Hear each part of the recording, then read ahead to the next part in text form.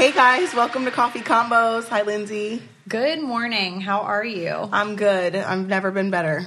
I have also never been better. I got a really good night's sleep last night. I really like your sweatsuit. Thank you. Love me like pizza. I feel like it's so relatable, right? Oh, for sure. Because like everybody you can't go loves wrong. pizza. So and that's great. I feel like Will doesn't love me as much as pizza. Well, you can eat pizza in that sweatsuit, and then maybe he will love you as much as he loves pizza. No. Okay. Because Will would eat pizza literally every day of his life. Same. So much same. So today I wanted to talk to you about parenting. Okay. Because we're both like kind of doing that, you know? Yeah, a little bit. And since our audience is probably a lot of parents, wouldn't you assume? Yeah. And true crime is so huge right now. The level of fear that I think social media, the news, Netflix, like all of the things that... Momo. All of the things, and people just wanting to understand situations when they hear about stories, and so that we like know how to also deal with things. I just feel like in today's world, it's so different than like whenever our parents were growing up. Well, the media is huge, right? So Yeah. I feel like the media, social media, all of these things have an effect on how we parent and the level of fear that we feel in, you know, that surrounds parenthood. So we don't send our kids out on bike rides, you know, and just say, see you later anymore. Randomly, you know what I mean? like, And we can't let our kids, you know, like we talked about on another episode, like the Momo thing, like we're now looking at our kids' tablets and we're scared of like what people are putting, like the bugs that they're putting on YouTube videos and stuff like that. And so I feel like that has a lot to do with, you know, how we parent now. I definitely agree, and I feel like you just said tablets, like in the 70s. There was no tablets. There was no tablets. There was also no Netflix or Instagram. Netflix and chill. There definitely was none of that. There was none of that going on. So I just feel like parenting has changed so much, and we have to realize that it's not the 70s. And I feel like a lot of like our parents' generation, they try to like tell us how to parent, but when they were growing up, things were so much different. Yeah. And so certain things that we can kind of have like a better understanding of that they don't really get because we have lived through it, you know, like it's changed over time, and technology is so available. It heightens fear, and it also, with heightening fear, it is like a preventative measure because it causes awareness. Exactly. It causes awareness. It makes us like think of all of these things and like what could happen and what would you do in those certain types of situations. And like an example of it would be the Me Too movement. Right. How people came together, banded together, and exposing these people for things that they're doing. And it makes you think as a parent, okay, if I was in that situation, like, what would I do? Right. I feel like back then people swept a lot of things under the rug, right? So 100%. Because I remember we talked about a few episodes ago, it could have been a long time ago, I can't remember, but remember when we talked about how I was questioning, was all of these things that happen that we hear about, was it going on as much then that it is now? It's kind of like the divorce thing that I talked about, right? So like people now, we're not really getting married, and it's so easy to get divorced and walk away. But back then, people would literally put up with anything, and so much would go on, and they sweep it under the rug, and they stay married, and their families stay intact. Right. And I just feel like for us, because we've grown up in a different time, that we don't really understand that. It's like, okay, you do this to me, and I'm out. Yeah. You know? So we don't really get it. And it is 2019. We're worried about our kids. And there was a show that was on Netflix, a documentary. That went viral. Went viral. And I told you about it whenever I watched it. And I was like, Kail, have you watched it? And everyone asked me. Like, it was on Twitter. You must have sent it to me the same time it was going around Twitter, Instagram, Facebook. And I was like, I'm not big on like the trends. So like I'm not going to watch the things that everyone else is watching because I just am so annoyed. But this was so talked about that I was like, what the fuck is going on? Like I need to see what everyone's talking about. So if you guys don't already know what we're talking about, which you probably do, it's Abducted in Plain Sight. Literally when I posted about it on my Instagram, it was probably one of the most engaging things that I have ever posted on my Instagram in the history of Instagram. All of the questions were the same exact questions that I had. Yep. So I'm like, oh wow, like how did these people like not get it together? You know, like how did these people as parents like not know? I don't know. I have just as many questions as you do. So we have decided to invite on the podcast. She's an actor, a publicist, and the producer of Abducted in Plain Sight, Emily Kincaid. Thank you for having me. Yeah, of course. Hi. Oh, we're excited. I have several questions. Sure. But go ahead if you want to start. If you have anything you want to start with before we jump into our needing answers. Because we just want to grill you. Yeah, we really just want to pick your brain. Go ahead. Oh, my gosh. I'm ready for it. I guess the first question I have is, how did you hear about this story? Like, I did watch it, so I know that the girl, what is her, Jan, wrote a book. Yes. Did you hear about it after she wrote the book, or did you kind of already know about it? No, so one of the other producers, Stephanie Toby, she was working for a talent manager in LA, and I had just moved to LA.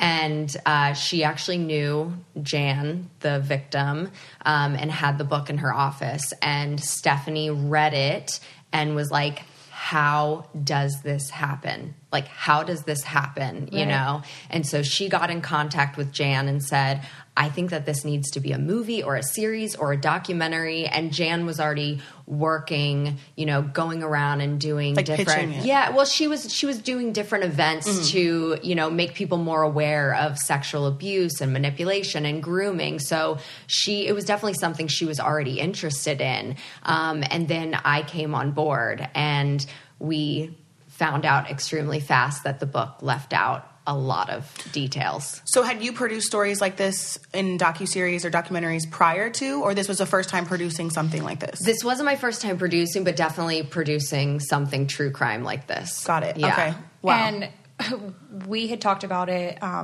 earlier.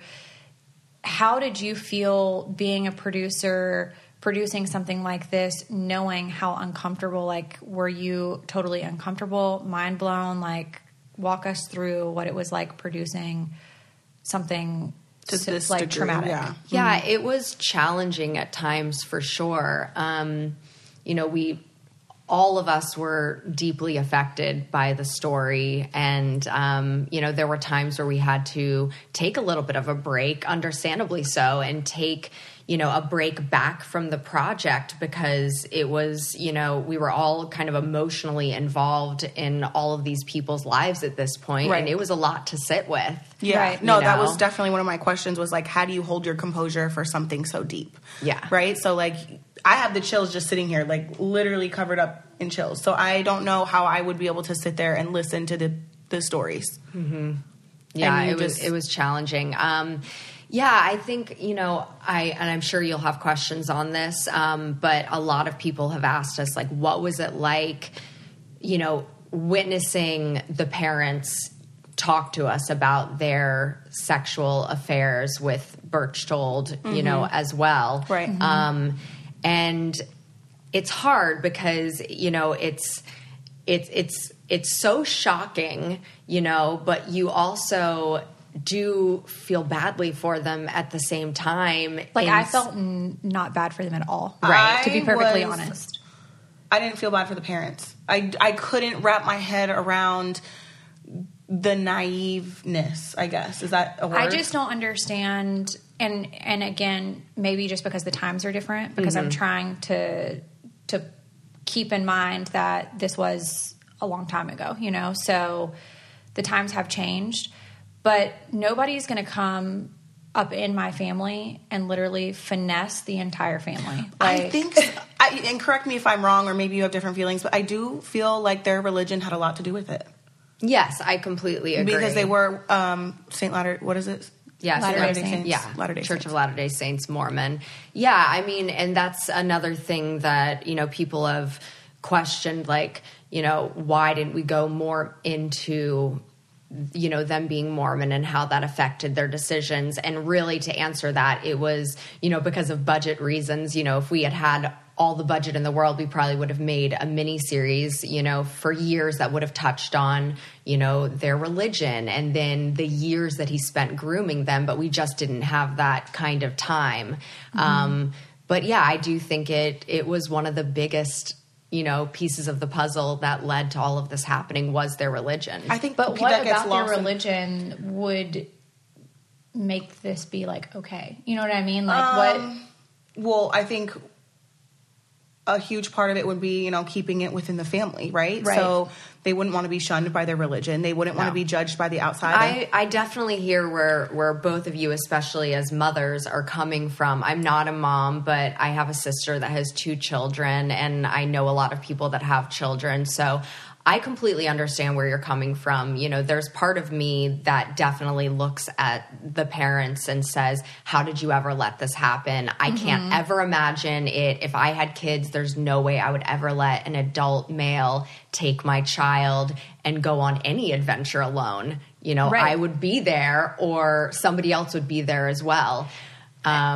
Just naturally as a mother, I question, why would an adult want to take my child to go and do these things? That would be like the first question of, why do you need to be around my little kid? Okay, guys, so I don't know about you, but this past winter, everyone we know was coming down with something. So I just want to go out of my way to avoid getting sick. I have the kids. So that's one of the reasons why I love Care Of. Care Of gets you the vitamins and supplements you need to live a healthy, active lifestyle delivered right to your door in a personalized, easy-to-remember daily pack. It's perfect for busy, on-the-go lifestyles. Care Of makes the process so easy. You just grab your pack and go. If you're traveling, you don't have to carry the big bottles that I always talk about. You can just grab your Care Of vitamin packets and throw them in your bag. Care Of makes it easy to get back on the health kick in a convenient and fun way. And your subscription box includes a 30-day supply shipped right to your door, and you can modify your subscription at any time. So you just go online and take the Care Of fun quiz. It's about your diet, health goals, and lifestyle choices. It literally only takes 5 minutes to find out your personal, scientifically backed vitamin and supplement recommendations. Also, a portion of every sale goes towards the Good Plus Foundation, which provides expectant mothers in need with valuable prenatal vitamins, which is really awesome. For 50% off your first month of personalized Care Of vitamins, visit takecareof.com and enter coffee. That's 50% off your first month of personalized Care Of vitamins. Visit takecareof.com and enter coffee. The documentary did touch on the fact that Berchtold had his own children and was married, right? So, yes. Did his wife know the extent of what was going on? Do you know? So we did reach out to Gail, who was Berchtold's wife, to see if she wanted to be a part of the documentary, and she declined, and understandly so. Why would you want to live through that nightmare again? It's like you lived through it real time. Right. Why would you want to? Yeah, exactly. She's moved on with her life, and hopefully she's living a wonderful life and has been able to separate from this a little bit. But, we have all questioned, did she know about it? I mean, you find out later that he had done this to other children. So how could you be married to someone and not know that they're, preying on little girls? Right. Where did she football coach that coached at Penn State or something like that? Yeah. And I think his wife also knew, but it was something that she didn't want to believe. Right. And so it's you're in denial. So maybe it was a denial. Yeah, but I think it could be. She had to know to some degree. I mean, I where agree. are you going when you have 5 children, right? Yeah. And a wife at home, where are you going? And you're spending, significant amounts of time with other children. With another child. You have to know, right? But, and she knew about the affairs that he had with. Because I want to say, didn't it say in the documentary that he slept over 4 times a week for 6 months? Yeah. So it's would his wife not doing his therapy? Right. That's brought up in the doc. He would, do this therapy, and he would lay on top of the bed next to Jan, and do this therapy that he said his therapist recommended to get over some childhood trauma. I'm sorry, but I don't think any therapist is telling a child that was molested at a person that was molested at 4. Of course. And they ended up finding out that, his license had been revoked. So it wasn't even accurate. Right. And, who knows what were really on the tapes that he was listening to either. Right. But yeah, it's the whole thing still blows my mind a little bit, even working on it for 5 years, Oh, wow. Yeah, it was a long journey to get here. 5 years. So it was in production for 5 years. Yeah, I mean, we filmed a total of 25 days, but over the course of time, because it was really like only a couple years, but, then we had pre-production, post-production, then we did the festival circuit, and then we tried to sell the film. But, these interview days were extremely long, you know, and in order to... Emotionally taxing as well. Emotionally taxing for the people doing the interviews and, the entire family. And I think witnessing people say something that they've never maybe said out loud before, and it's not just something casual. It's a huge, it's a huge thing to publicly say. It took a lot out of everyone. I can imagine. I will say, another question that we mutually had was, you start the production for this. Did the family, mostly the parents, did they have any reservations of wanting to do this, knowing that it was going to be so public and knowing that people were going to shame them? Well, I don't think that anyone, when we started this out, nobody knew really what we had. And we knew the story was really crazy, and we wanted to raise awareness, for sexual abuse and kidnapping. And, we wanted to hopefully save a child's life in some way and prevent this from happening in the future. But I don't think any of us knew that it would blow up to the degree that it has. So I think there definitely were reservations for the family going into it. How are we going to be perceived? And but I don't think anyone knew it would get to this point. Right. That was definitely a question that I had for sure. Yeah. I mean... And they've definitely been beaten up on social media. Twitter has been, I mean, I beat them up. So, I can't really disagree with you there. I mean, I definitely am like, what the F? Yeah, the F. Have you reached out to them since you've done it, or do you know how they're feeling since it's been? Well, the father actually sadly passed away right before the documentary came out.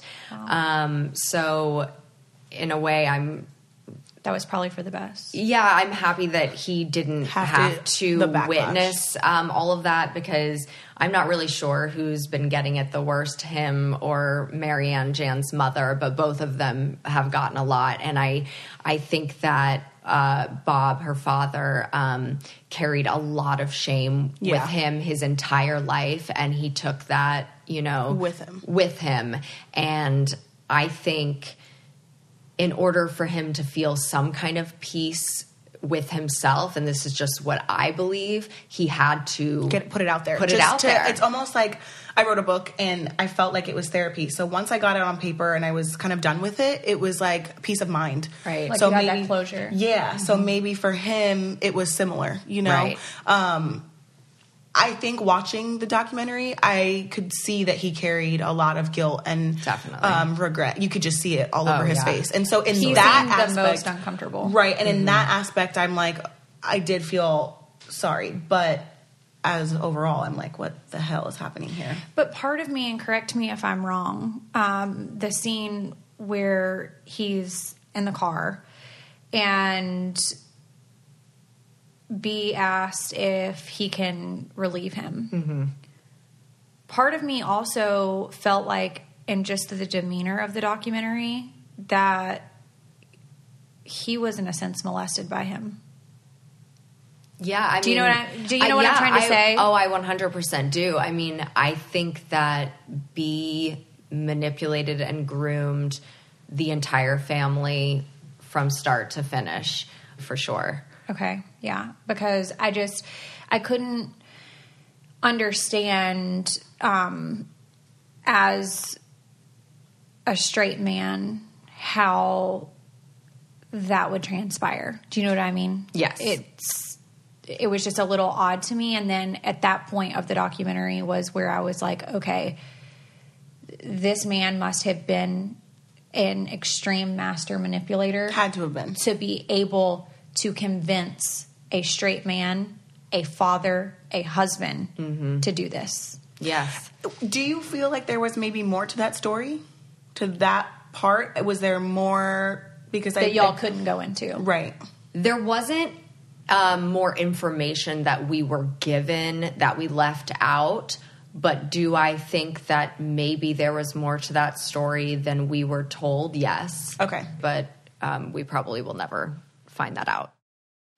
Okay, so I know we've talked about this a million times on the podcast, but we love Quip, and if you haven't tried it yet, now is the time. These toothbrushes are a game changer. I bought them for my kids this past Christmas, and they're so much better than the manual ones or like those old bulky electric ones. Quip really is the best toothbrush because you can get all the benefits of electric toothbrush without it taking up half of your bathroom sink. It has a cute mount that sticks to your mirror, and it looks sleek and modern. I was so excited when I went on their website and saw that they now have Quip Kids, and I ordered it for Jackson, and he absolutely loves it. And you just pop the mount off your mirror and put it on your toothbrush as a cover when you travel, which is super convenient for Lindsie and I when we travel for podcast. And they send you a replacement head every 3 months for just $5, so you know you're following dentist recommended habits, and it shows up at your door. It's so easy. My favorite thing about Quip is that it lets my kids know when to switch sides when they're brushing their teeth. So they're 5 and 9 and they need a lot of help brushing their teeth. So that works really well for us. So that's why I love Quip and why they're backed with over 20,000 dental professionals. Quip starts at just $25. And if you go to getquip.com/coffee right now, you get your first refill pack for free with a Quip electric toothbrush. So that's your first refill pack for free at getquip.com/coffee. One question that I actually was asked to ask you was if the family has ever expressed to you maybe like a sense of regret of how nonchalantly they talked about things. Because it does come off very, I mean, obviously, like we said before, like this has to be so hard to talk about. So it wasn't easy and it was long days and we know how that goes, but the viewers don't. Right. So it does come off very nonchalant. And I've seen that be asked a lot of times on social media and watching it from kind of an outsider's view. Sure. I completely see what you mean. Like very monotone. Right. Mm-hmm. But what the viewers aren't seeing, like you just addressed, is these long, long, grueling days of, emotionally taxing, draining days. Well, because I was going to say, if this is really, like you said, you wrote a book and after you wrote it down on paper, it was almost like you got closure from that. Yeah. I think they were probably, from an outsider looking in, I don't know because I'm not on the production side, but I would think that if this is sometimes maybe like the first time they're talking about stuff out loud, they're processing their feelings as well. And it's probably trying to maintain composure for the interview. Yeah. And also having to go through all of those feelings while they're doing this. Right. Also knowing that an audience is going to see this. I mean, I've had to recreate things in my life for TV, and my emotions then are completely different than the first time they were addressed. Right. Right? So, like I said, I get it, but the viewers are like, why are they talking about this? Like, it's no big deal. Right. And you also have to remember how much time has passed. Right. I don't think people knew that either. No. So much time had passed, and I really think that they were at the point in their life where they felt like it would be wrong for them not to admit to what they had done and what it had led to. Sure. Right. In hopes that somebody else wouldn't make their same mistakes with their children. Yeah. Right. So part of it, you think, was also them truly having compassion for other people who have gone through things, or awareness. They wanted to create awareness for Oh, they definitely current parents. Oh, for sure. I mean, that's what Jan lives for. You know, I mean, she is an advocate. She's a victim, you know? Yeah, she's a victim, and she's an advocate. And she and her mother, Marianne, you know, have both tried to change laws to help victims be able to come forward, even if 10 years have passed since it happened, because you know there are limitations to that. Exactly. Yeah. So if you don't, you know, report it right away, it is gone later. You know, so they've worked to try to change that. So I think that, you know, their way of handling the guilt has been always to try to help other people. Right. That was a question that I got too, was like, what was the main purpose of them coming out about their story? And I mean, I can agree with that. I mean, Jan has a huge story to tell. People were asking me if it had ever been suggested that maybe she had Stockholm syndrome. I mean, she was she was 12 years old. She was manipulated. Naive, all of those things. At 12, a grown man comes in, manipulates you. Yeah. And at that age, this is like the first man that's showing you romantic attention. When you think about being 12 years old, right? Like, let's rewind it back. I mean, I can't even put myself back there. It's crazy. It's like you're going through puberty, possibly like getting your period. Everything's like changing. He manipulated, I think, so well and so precise that I could see how that could happen. Yeah. I could 100% see how that could happen. And maybe she liked the attention that she had never had, and she didn't really know how to express those feelings. You know, it's like she knew that she liked it, but she didn't know that necessarily it was wrong. Right. But she was also, you know, not to go into too much for the viewers that haven't seen it, but, you know, she was kidnapped, but she also thought that Berchtold was also a victim. Right. Because so of Right. So, you know, she felt safe with him because in the time that he had groomed the family, you know, this was 2.5 years of grooming before all of this happened, which you don't see in the film, which is why I think people go, how do you get from A to B so fast? But it actually wasn't that fast. It had been a long time. So this is somebody that she saw as a father figure, as someone that she trusted, as somebody that she loved immensely and looked up to. So nowhere in her mind, especially at 12 years old, would she think that this man was doing what he was doing to her. Right. You know, because I think about, you know, I also watched Leaving Neverland. Yeah. And I picked up some similarities there because the boys that had been interviewed for that documentary, I was very confused in the sense that even as adults, when they were talking about it, it almost one of them seemed as if he enjoyed even what happened to him, even though he knew he was a victim. You know, it was like he just wanted to be around Michael. So I think it's hard for us to judge as people that like that hasn't happened to. It's hard for us to see it because we look at it from the outside looking in and we're like, oh, wow, like how would you not know? Right. You know? But it's like until you've been there, I think you just can't relate.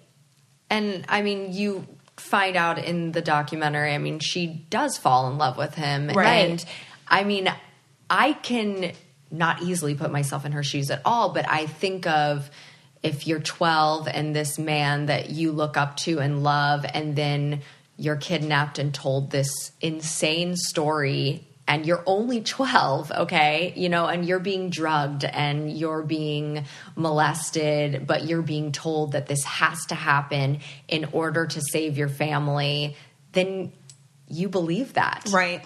Yeah. You know?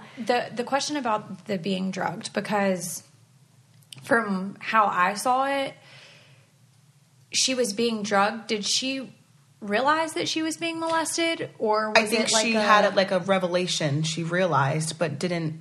Is that right? Because she said like there was a point where they were on the trampoline outside, maybe.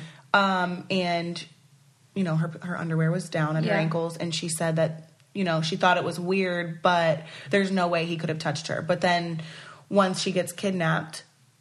But remember, these are also coming from Jan now, or, you know, over the process of 5 years. Right. These are things that it's taken her a lot of years to come to these, you know, realizations about all of this. Because she's probably, it's like repressed memory. Well, that's what happened to me when I was writing. And there was a ton of stuff that I didn't even put in my book, and I talked to my family afterwards, and they were like, oh, what about this, this, and this? And I was like, I vaguely remember that. You know what I mean? You're like, oh, and then I watched The Keepers. Have you seen that? Yeah, that's incredible. There was a lot of repressed memory there. Like, there was a lot of things that it was like triggered memories. And so it's like traumatic experiences that you've had in your life that causes repressed memory. Because I tell people all the time that ask, you know, like about my parents, and they're divorced. And I think I was 6 whenever my parents divorced, but definitely at an age that I should have remembered things that I don't remember. Right. And I have been to like therapy and talked to therapists and stuff, and they say it's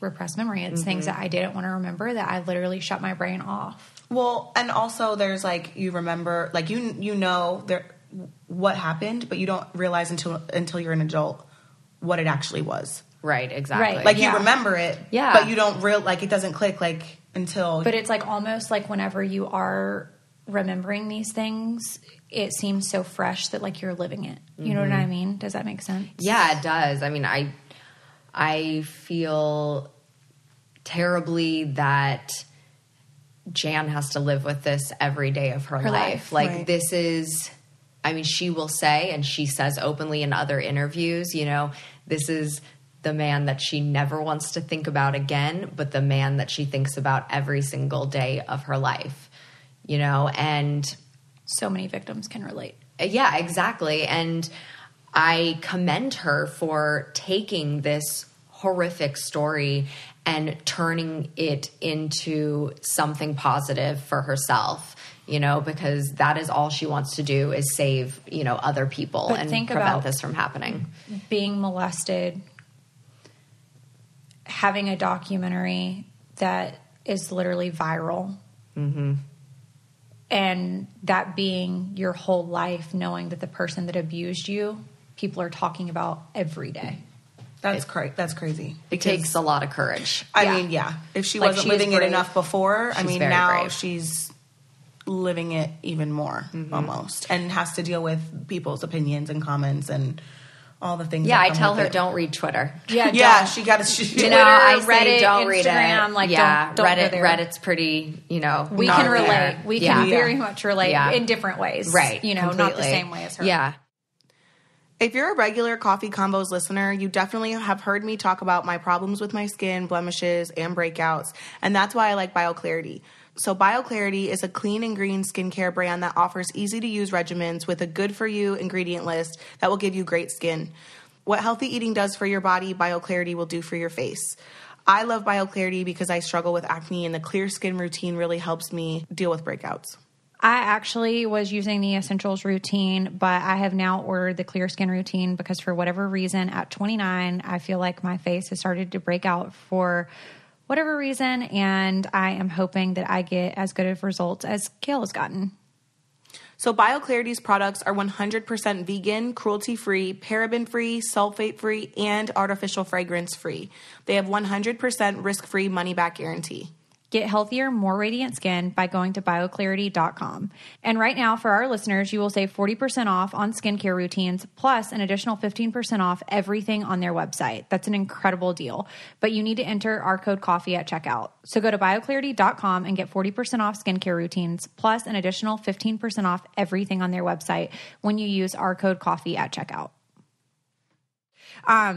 One thing that I really did have a question about, though, was the amount of time that she was missing that the parents didn't call the police. And I do know that a lot of things that I've read was like the times were different and stuff. And so parents didn't have like cell phones and, you know, like whatever back then. But I still feel like as a parent, even then, I would like try to run to get help. But, you know, if my kid was missing for 3 days, But I think part of it was they knew who she was with. Right. And then there was like the marriage thing with Mexico. Was that right? Mm-hmm. So he was going to bring her back.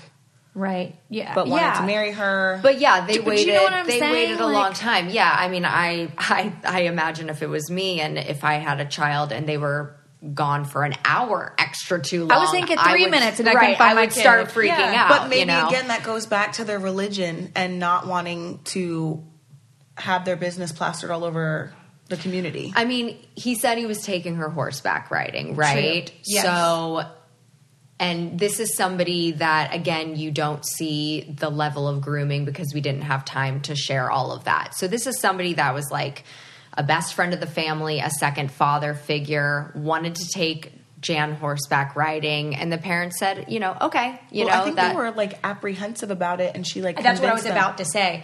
I felt like I got the vibe from the mother that she was already apprehensive about it, but it was almost like she was kind of, I don't want to say forced, but like in a manipulated way, forced to allow it.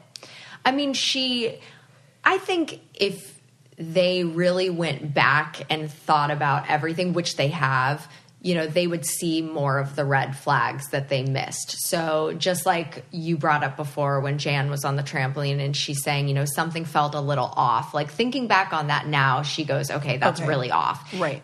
And even during that time, she probably was at the level, that, the mental state that we grow to as a child, that where we start to understand that something feels funny. We don't know why, but it feels funny. And I think that maybe that same thing was happening with Marianne, her mother. It was like, maybe internally she was questioning, like, why does he want to take it's kind of like your head horseback in your heart, riding alone? Yeah. But also this is one of our best friends and he's like a father figure and does a lot for the family. So I shouldn't be weirded out, but there's something in me that tells me it's a little off. Right. So if I would imagine that's something that she struggled with. Yeah. But she still let her go and, they allowed her to go on this trip. And I think in the beginning, they didn't want to believe that anything could be wrong. Like, oh, they must have, run out of gas in the car. They must have stopped to get something to eat.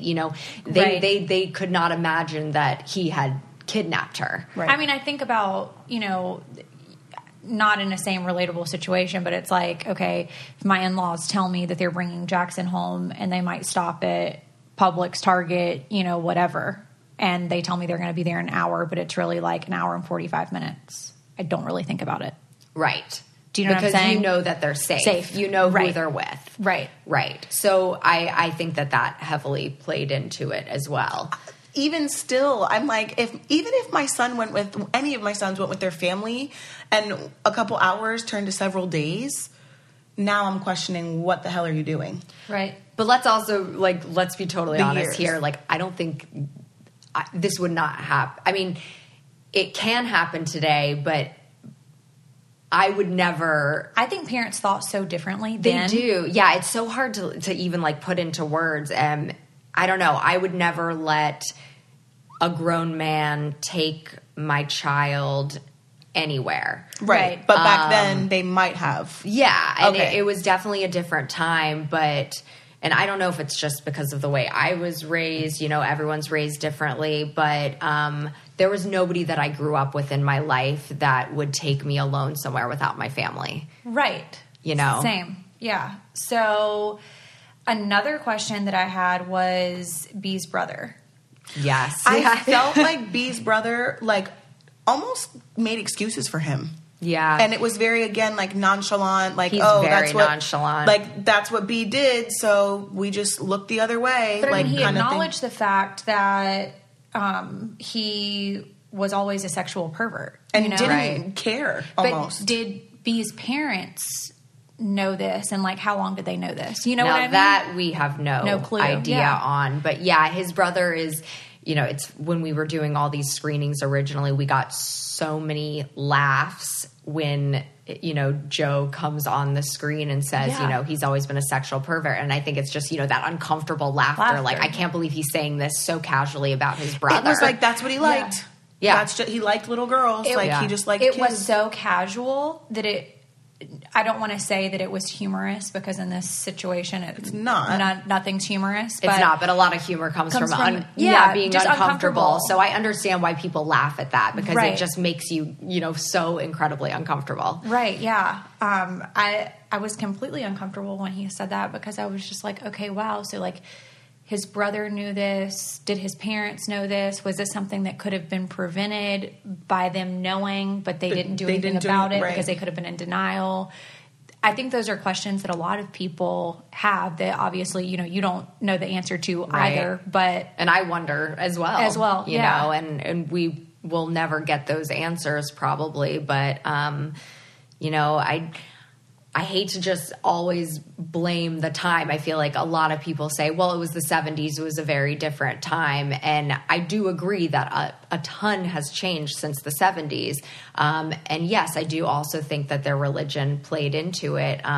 They carried around a lot of shame for their actions, which was a reason why maybe they didn't report her kidnapping right away, is that, guilt kind of took over them and they were ashamed that maybe they had let something like this happen, I definitely can see that. And I can also see even a parent today, you're constantly chasing, wanting to be like the best parent. Yeah. Mm-hmm. And you're constantly wanting to feel like you're doing right by your child. And I can see where that would be such a shameful moment facing the reality that this has happened to your kid. Mm-hmm. Right.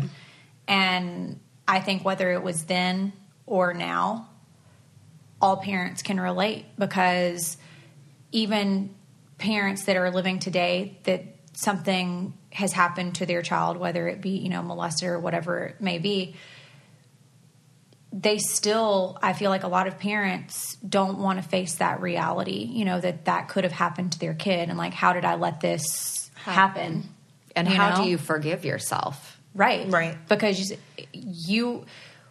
whether you felt like truly in your heart you were doing the right thing, you feel such a sense of guilt that, wow, like how did that happen literally in front of my eyes and I did not even do anything? Yeah, and I think a lot of it is not wanting to see the truth. Right. Yeah. It's really hard. It's denial, It's denial, and it's really hard when somebody you've grown so close to and you love like family and you don't want to see that they're a terrible person and they're showing it right to you. Mm-hmm. And it's heartbreaking. Yeah. Yeah. I mean, nobody wants to look at their life and be like, oh, wow, like you really just. Right. Yeah. And you don't want to find out that somebody that you've let into your family and around your kids and spending private time with them is somebody completely opposite of who you thought they were. Yep, exactly. Yeah. But I mean, we can all relate in different ways that you've allowed people in your life thinking that they're like one way. Oh, for sure. And they're not, So you think, I mean, relationships, not in like, friends, I mean, everyone. Everyone. So it's not, I mean, just in this situation, I think it's just really easy that it was such a popular documentary and so many people are talking about it that it's easy to judge from the outside because everybody's talking about it. So it's like you want to give your 2 cents too, but you don't really know the family. You don't know the victim. You don't know. I mean, just even sitting here alone, I didn't know it took 5 years to create this whole thing. Yeah. Right. If there's one thing I've learned, it's that there are a lot of ways to be active and get strong, but sometimes it's not possible to go to the gym. And that's why I really love OpenFit. I think of it as Netflix of workout videos. They have something for everyone, and you can watch them wherever you are. It's like the gym comes to you. OpenFit is a super simple streaming service that allows you to work out from the comfort of your own home in as little as 10 minutes a day. Everyone's bodies are different, and OpenFit gets that. So you have a custom, tailored, original content. And get this, OpenFit classes are led by some of the most effective and engaging trainers in the world. These trainers know how to get you the results that you want quickly. I absolutely love the website. It's easy to use. I love anything that's super user-friendly. And a program that I saw on there that I really want to try, I've always wanted to try bar classes, and they have one that's called Extend Bar. I think it's like a 30-minute class that I can just do at home. So I'm excited to try it. Forget all the complexity and stress that normally comes with getting fit. Simply press play and work out wherever it's convenient for you and easily accessible from your computer, web-enabled TV, tablet, smartphone, or Roku. OpenFit has changed the way we work out, and with our code COFFEE, you can join us on a fitness journey personalized just for you. Again, use our code COFFEE and start using OpenFit for your journey to a healthier life. Right now, during the OpenFit 30-Day Challenge, our listeners get a special extended 30-day free trial membership to OpenFit where you can lose up to 15 pounds in just 30 days. When you text COFFEE to 303030, you'll get full access to OpenFit, all the workouts and nutrition information for free. Again, just text COFFEE to 303030. And I wanted to ask you, have other people reached out to you guys about their story and wanting to do a docuseries or documentary? People have definitely been writing us about their own stories. I handle all of the social media and most of the publicity, so I feel like I get most of those emails. And it's pretty unbelievable how many people have lived through sexual abuse. Yeah. It's absolutely unbelievable. I knew it before I took this project on, right? But what I know now is mind-blowing. It's mind-blowing. Yeah. And I think us doing the film festival circuit and getting into a bunch of festivals and getting to screen all across the country with very different audiences, we saw that we kept seeing the same kind of reactions, and they were vastly different, but they all were happening. Uncomfortable laughter, crying. We had people walk out. And at the end of almost every screening, we had somebody come up to us and admit sexual abuse. Oh, wow. Mm-hmm. I had one woman at one screening admit a story to me, and she was maybe in her 70s, and she had never said it to anyone in her entire life. That's so sad. Watching the film, she felt like she just needed to say it, and I was right there, and I was the person she chose to say it to, and that's pretty incredible. Yeah. The sad thing is about victims is that they carry so much guilt that they shouldn't carry. Oh, yeah. Mm-hmm. And I think that's such a powerful thing with people coming out and telling their stories, that it's letting other people know that haven't shared their stories that you don't have to feel guilty about something that was done to you. Right. Like you didn't ask for this. Right. And don't we all know victims that, they blame themselves, like, I should have seen this, but I look at Jan and I'm like, you were 12. Right. Yeah. You were 12, and I don't think she blames herself at all, but, I always think you should not, because, at that age, it is so, I don't even want to say this on air, but it's like at 12 years old, you are just susceptible to being manipulated. Right. You are. Yeah. And, it's like, why I said I don't want to say this on air is I don't want anyone creepy to hear this and go, oh, great, I can go do it myself. Because there are a ton of people like that out there. But, you're dealing with a child who isn't even has mentally figured out who they are and matured. Right. I mean, One thing that was so crazy to me that I couldn't really wrap my head around was the fact of the mom having the affair with B, and that was going on for 8 months. Yeah, and the FBI had told her to stay away from him. So can you tell us any more than what we saw, or was it just also goes back to the fact of the manipulation, and maybe she was not as aware of what was going on, and that's why she was so into him? I mean, I can't understand. Yeah, I mean, I don't have really much more information than what the documentary gave, but she was having, a relationship with him as well, and it did go on for a long period of time, and that is really shocking. I believe truly that he groomed and manipulated her as well. He preyed on them because he saw a marriage where they had been together a really long time. They weren't, being intimate really anymore. He took advantage of that situation. And he took advantage of it. He saw an opening. He was charismatic. He was, giving Jan's mother, Marianne, like all the things that maybe she felt like she was lacking in her marriage. And he preyed on that by, complimenting her and spending time with her and doing things that maybe she wasn't getting out of her own husband. And, and then he ended up blackmailing them. Yeah. And he came in. I think when you're in a marriage for so long, I think they had said like 12 or 13 years, the newness, we talk about this all the time on the podcast, that newness wears off. I mean, I've been married for 10 years, and so I know what it feels like for the newness to wear off and to feel like, oh, wow, like I just wish that it was kind of like whenever we were dating and I felt like the most beautiful thing ever because he told me all the time, right? And it's like when you get in the just groove of life and you're just, kind of going through the motions. Doing your thing. Yeah, doing your thing every day. And it's like you're raising the kid and he's working.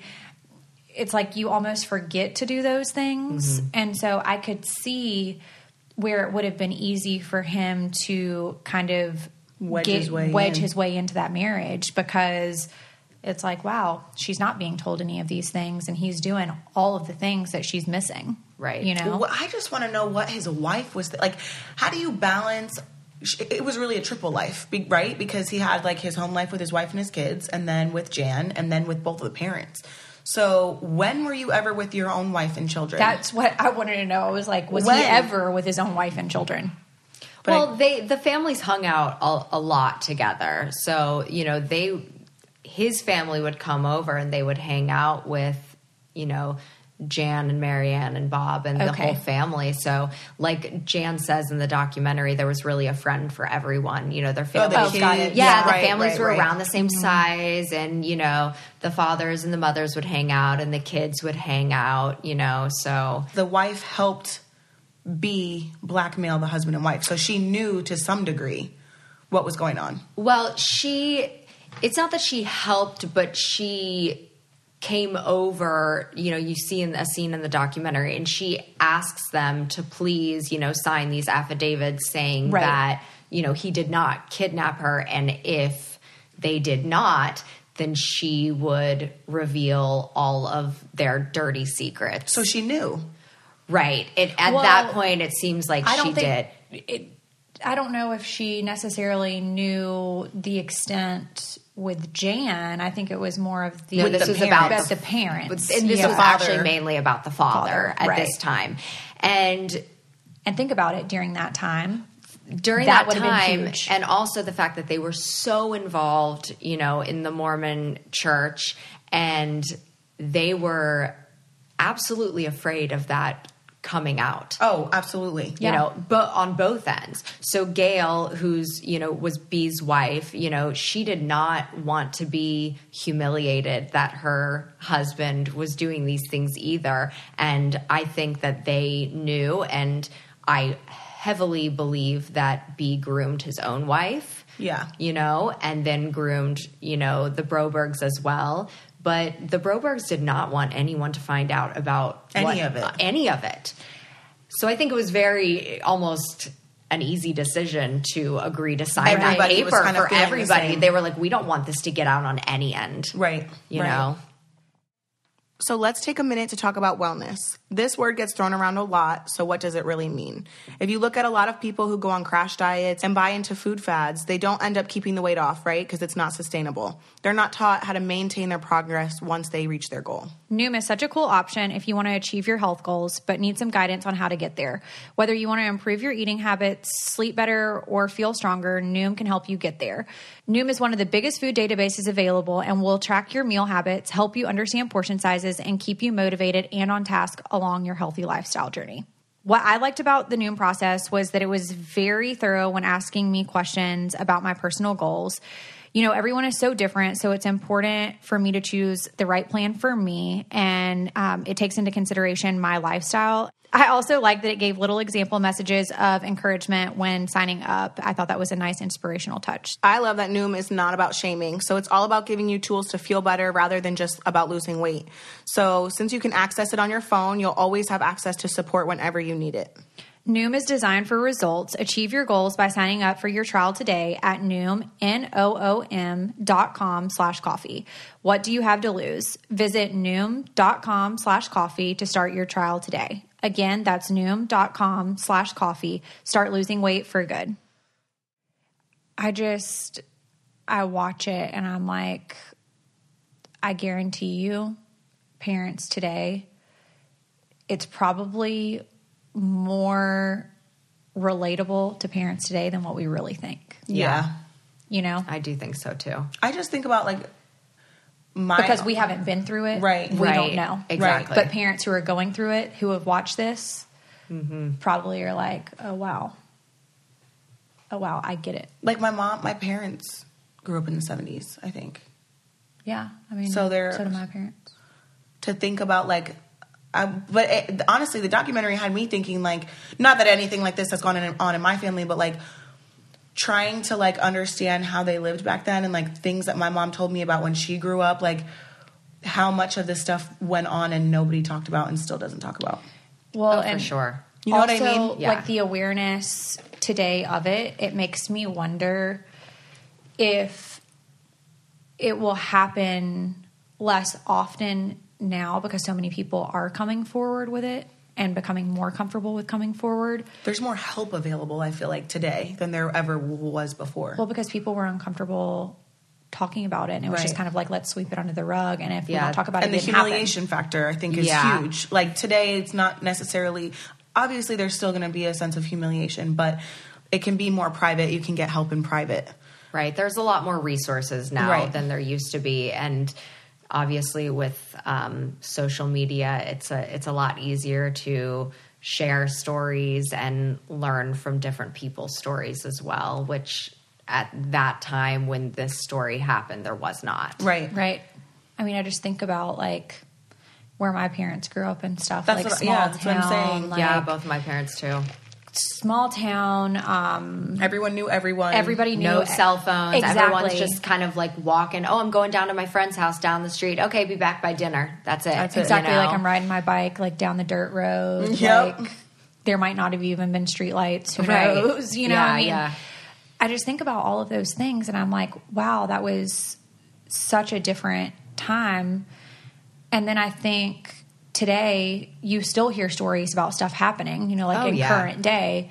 But I wonder if people are smarter and try to go about things in different ways to do things to children, or if they're more reserved and have a sense of fear of doing it with the way that the media is and the way that people are more comfortable coming out, that they will be told on. Right. You know? I would hope, yeah. Yeah, I think it's probably both. I mean, I think it's unfortunately probably happening just as much now as it was then. The reason why people are caught more now, or at least I hope that they are, is as much as, you know, social media can be detrimental to society in some ways. In this way, I think people are caught faster. You know, people can be tracked from their cell phones. So, you know, it's less likely that somebody maybe could be taken for this long of a period of time and not found. Right. Yeah. Because I hope so. I know it still happens, but I think we have more resources to prevent it now. Right. Yeah. I have so many questions about Jan. Like, does she really feel like, I wish I like knew how she felt today, you know, like she's gone through all of this. Has it helped her? Like any sense of relief, I guess, like, for getting it out there? You know, like Kail was talking about writing it in a book, you know, and then feeling like a sense of closure. Does that help? You come out with what's happened to you and it's traumatic experience. Does it help or does it hurt you more? Yeah, I talk to Jan every day. So I say this all the time, but I find her so incredibly brave. Yeah. I think she is such a strong woman and she's someone to look up to. She is a case where your life can be just turned upside down and you can still come out on top. You know, she has become a successful actor and now she's an advocate. And I think there are some days where I'm sure she is just emotionally so distraught from all of this. But there are other days where she says, look at what we're doing. Look at the movement we're creating. Right. You know, she knew that when this documentary came out that people would go after her parents. Yeah. She already knew it. Mm-hmm. And I can't even tell you, there have been like tweets that have come out against her saying that she wanted this to happen. Oh, good God. And that is so disgusting to me. It is. That anyone could say that at all. But we have seen the conversation flip as the months have gone on since its release on Netflix in January. People are now starting to focus more on the grooming and the manipulation and saying, well, hold on. Okay, I know that we beat the parents down and everything, but like, let's move past that and say like, what's really happening? Right. Like, let's learn from this. Like, what is really going on? And like, what do we do to prevent this in the future? So I think that gives her a lot of satisfaction and helps her wake up every day and go through life. Right. You know, happily. As a mother, I know that, you know, you said that you don't have children, but we both do. And as a mother, I look at it as a situation of, wow, she was so brave to come out, because we're talking about it privately. We're talking about it publicly and feel a sense of, yes, this didn't happen to us, but it is happening to people. And you should feel brave to come out and be able to talk about it and to be able to get help, because you didn't ask for this, you know, and it's not your fault. And I don't know. I'm so thankful to be able to watch these types of things and to be able to see, not that I want to see somebody like be harmed, you know, like that's not what it's about, but it's just to be able to see like, wow, this happened to somebody in their life and she's so brave to come out and talk about it and to help other people. Because I could also see a sense of wanting to be selfish and taking it a completely opposite direction and being, you know, bitter and angry and not wanting to tell your story. Oh, absolutely. And, you know, I could see it that way too. Yeah. I did read rumors that you guys were turning this into a movie. Is there any truth to that, or you can't really say? There are offers on the table. That's what I can say. Okay. So you might see more of this in the future. Awesome. I mean, I will be the first person buying a ticket. The viewing party. I want to go. Me too. I want to be invited. Are we invited to the viewing? Yes, it happens. Other than this, are you working on any other documentaries? I have also some offers on the table for myself that I'm going through, and I can say that some are true crime and some are completely different. And I'm also right now producing a dramedy feature film that is really completely opposite of this. And, you know, it's a nice break from something that's just so hard on your heart all the time, you know, to be working on something a little bit different. So, I was going to say, like, that would be really hard to bounce from, like, a story like this to another story like this. It's like, there's got to be a break somewhere. Like, for peace of mind. Yeah, 5 years. I'm like, I want something happy. Right. You know, for a little bit. Oh, my gosh. That is, I mean, I literally, the amount of questions I can't even tell you that we received. Still haven't, like, I'm still, if we asked you all of the questions that we received, it would be like a 10-hour podcast. Oh, yeah. It for sure would be. Yeah. And you guys can email me. Some questions. Yes. Okay. I think that the whole wrap up of this is that parents who are watching it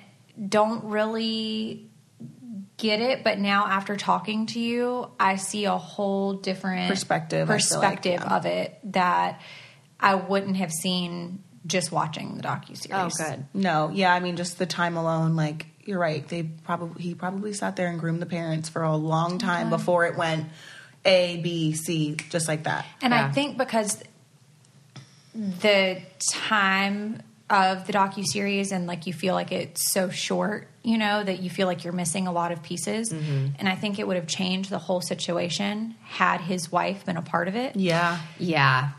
Because that's like the missing link, you know? Like it really is. Yeah.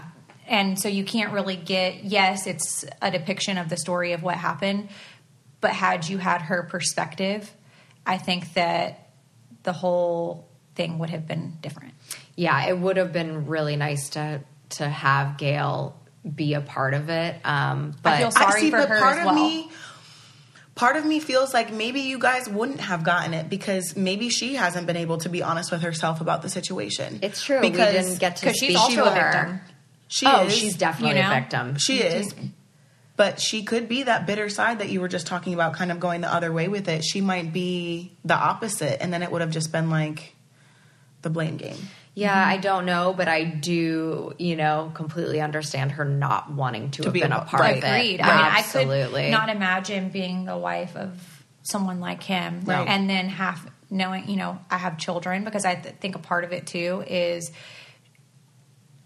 as much as she probably didn't want to participate for herself, but also for her kids. For her kids, absolutely. And I agree with that. She was protecting them. Yeah. And I think, it was probably already hard enough her knowing that this was going to come out, without even participating. Because I would want to hear from the kids too. Yeah, and like, how what they did their felt. kids think of all of this? Yeah, that's side too of much, the family. of course. Right. Well, right. it's just they haven't wanted to be a part of it or talk, understandably, again. But yeah, I'm sure that it's really hard on them knowing that this was who their father was, right? And that's something that they have to live with forever. And now see people speaking about, and I'm sure that that's incredibly hard. Yeah. Hopefully enough time has passed that they've healed and moved on with their life in some way, because I wouldn't want, this to affect them negatively moving forward. They're not who their dad is, they are not their father, and none of these victims are their abuser or kidnapper. And that's important for these people to know, because so many victims just carry around so much shame and guilt, and it's not their fault. Right. And so many of them are not listened to or believed. And you talked about that. Yeah. And that's something that Jan, I know, fights for every day. She has a son as well. Oh, she does? Yes. And he's an adult. And she has a lot of nieces and nephews, from both of her sisters. And she says to them all the time, tell me and I will believe you. Right. Right. And that's so important, because so many people are not believed. So I feel like today, and I don't know if parents talked about it to their kids then, because there wasn't a great awareness for it. But, I've had the conversation with my son, like, hey, nobody's supposed to go to the bathroom with you at school. You're old enough to, like, pull down your own pants, and you're old enough to wipe yourself. And before he ever started school, like, he was wiping himself, There's no reason that there needs to be an adult in the bathroom with you while you're wiping. And I know that sounds like very psycho and crazy. No, probably. I think it's important to start the conversations early. Yeah, for sure. But again, that comes from awareness because of people that are brave like her. I know. Because my sister had the same conversation with her son. I mean, I think that there's a book that she actually has been having him read that, is basically about if something makes you uncomfortable, you should listen to yourself, So he plays in the neighborhood all the time, alone outside. And she said, if anybody comes up and says, like, you want me to give you a ride home, or you want this piece of candy or whatever? Right. She's like, if anything makes you feel weird, don't do it. Like, unless it's me or your father, like, do not go with anyone. Yeah. Don't take anything from anyone, because you have to be so careful now. And I mean, is it crazy that it seems like I sometimes will feel inclined to, like, ask Jackson, that's my son's name, I'll feel inclined to be like, hey, what's going on at school? Did you meet anyone new? Yeah, meet anybody new, any new teachers, when you go to the bathroom, is it, like, just joint bathroom? Like, is it just you? Are your friends in there? Because at his school, they have one bathroom, and a lot of the bathrooms are shared between two classrooms. So it's like a Jack and Jill kind of. Oh, okay, I understand. And then on the doors on both sides, there's a window. So if the teachers need to, like, see in there, like, what's going on, they can see in there. But the rule is that teachers cannot be in the bathroom. And if the teacher went in, they have to have a second teacher to go in with them. Right. Yeah. So again, I think that also comes from awareness and people just realizing like this is the reality, and as much as people don't want to realize it, like you have to face facts, and that is just the case. But it makes me feel like, wow, like what does the world come to? But no, I feel good that the world has come to it because it's awareness. Yeah, right. I agree.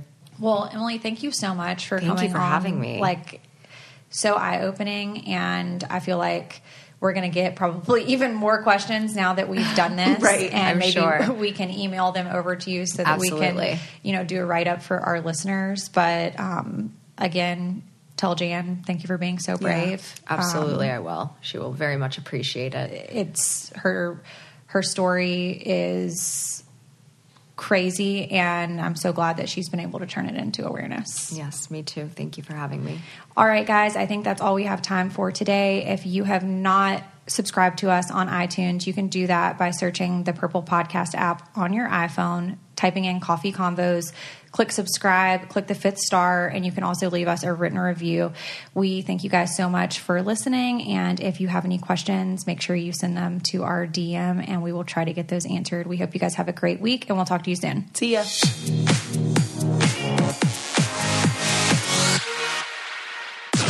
This podcast is brought to you by Wave Podcast Network. Check out all of our shows, including the Brain Candy Podcast, I Don't Get It, Coffee Convos, and Let's Talk About It.